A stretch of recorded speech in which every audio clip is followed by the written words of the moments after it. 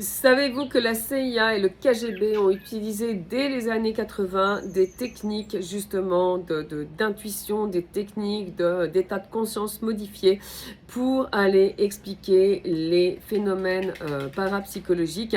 Et figurez-vous qu'ils ont fait un certain nombre de découvertes. Ça va être l'objet de cette vidéo. Pour une fois, on va sortir un peu du cadre strictement parlé de l'intuition et on va aller explorer ce qui s'est fait. Alors la CIA va mettre au point dès 1983 une expérience qui s'appelle Gateway, qui a été menée par l'Institut Robert Monroe aux États-Unis et dont la visée était d'aller étudier toutes les facultés parapsychologiques de l'être humain et d'aller voir le cerveau en état modifié de conscience.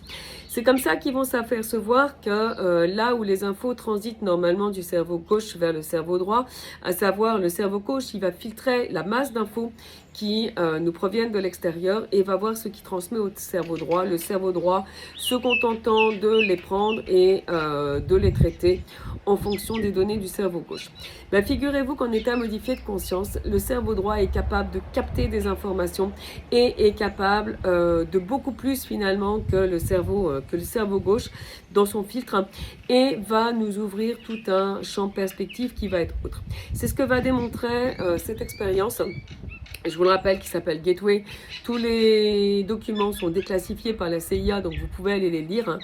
Où on va faire travailler en état de méditation profonde, en état de méditation active, en état de méditation transcendantale, pour permettre aux gens de passer dans le futur, dans le passé, et d'aller soit modifier des choses de leur passé, alors des choses mentalement, soit d'aller changer, soit d'aller capter des choses de leur futur pour pouvoir les ramener dans le présent et les vivre dès maintenant.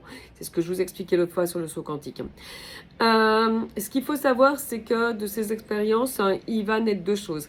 La première, on va s'apercevoir que la matière qui nous entoure n'est en réalité pas solide. C'est-à-dire que tout est en mouvement et tout n'est qu'énergie. Et que ce que l'on voit n'est que la matérialisation d'une énergie qui va nous donner des formes de choses convenues et contenues dans ce que l'on appelle la conscience collective. La deuxième chose qui va en résulter, c'est un apprentissage de la fameuse matière noire.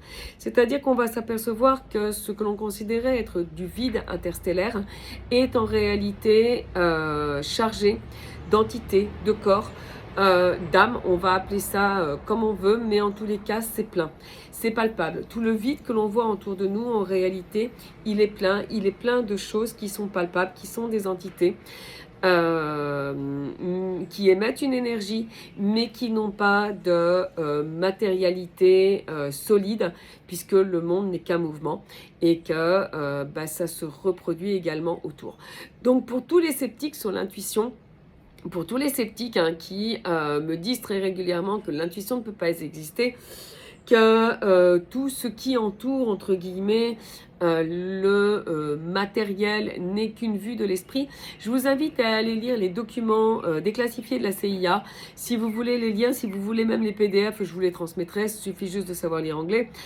Et vous allez voir qu'il y a tout un champ perspective qui va s'ouvrir parce que loin d'être, ça fait plus de 30 ans maintenant, puisque les documents datent de 83, non 40 ans maintenant, les documents datent de 83, que la CIA et le KGB, enfin le KGB n'existe plus, mais les services secrets russes ont fait perdurer, travaillent sur ce principe de paranormal, d'aller expliquer ce qui paraissait au démarrage inexplicable.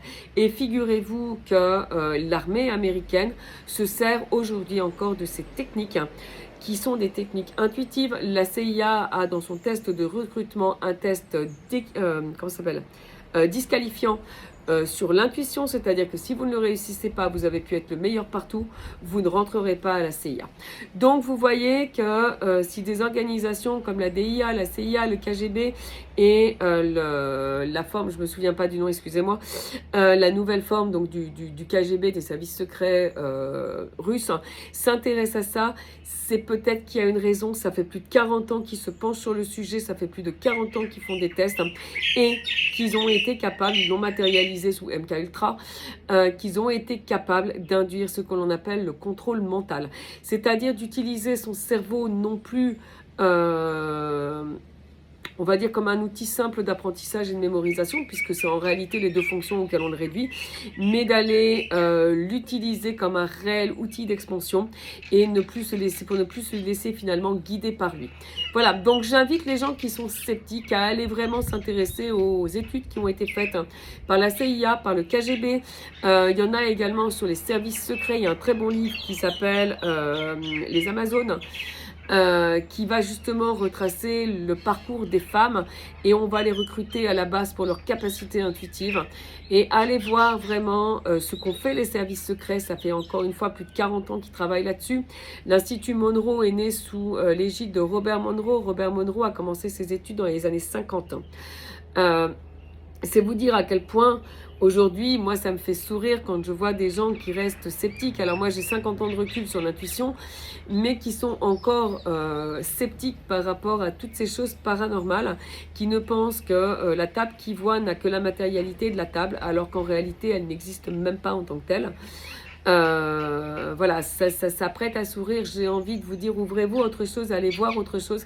Et même si c'est pas aujourd'hui dans votre champ de compréhension, allez essayer de comprendre parce que le monde qui arrive va vite changer et vous allez vite basculer finalement dans ce paranormal. Alors quand je dis vite, hein, c'est dans les 30-40 ans. Je pense qu'on en a encore pour une génération avant que la modification arrive vraiment. Mais je vois que les choses s'accélèrent, qu'il y a de plus en plus de gens qui sont connectés à leur intuition et c'est normal puisque c'est l'aboutissement d'une presque 2 générations de recherche réellement scientifique avec de vrais résultats scientifiques derrière. Voilà, je reste à votre disposition. Si vous voulez les liens, je vous les transmettrai par messagerie privée.